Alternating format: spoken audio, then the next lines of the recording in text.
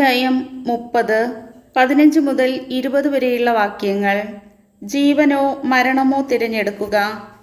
ഇതാ, ഇന്നു ഞാൻ നിന്റെ മുൻപിൽ ജീവനും നന്മയും മരണവും തിന്മയും വെച്ചിരിക്കുന്നു. ഇന്നു ഞാൻ നിന്നോട് ആജ്ഞാപിക്കുന്നതനുസരിച്ച് നിന്റെ ദൈവമായ കർത്താവിനെ സ്നേഹിക്കുകയും അവിടുത്തെ മാർഗത്തിൽ ചരിക്കുകയും അവിടുത്തെ കൽപ്പനകളും ചട്ടങ്ങളും പാലിക്കുകയും ചെയ്താൽ നീ ജീവിക്കും. നീ കൈവശമാക്കാൻ പോകുന്ന ദേശത്ത് നിന്റെ ദൈവമായ കർത്താവ് നിന്നെ അനുഗ്രഹിച്ച് വർദ്ധിപ്പിക്കും.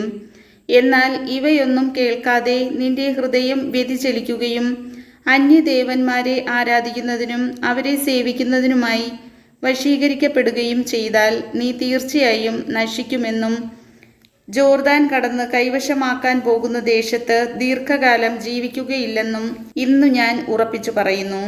ജീവനും മരണവും അനുഗ്രഹവും ശാപവും ഞാൻ നിന്റെ മുൻപിൽ വെച്ചിരിക്കുന്നു എന്നതിന് ആകാശത്തെയും ഭൂമിയെയും ഞാൻ ഇന്ന് നിനക്കെതിരായി സാക്ഷിയാക്കുന്നു.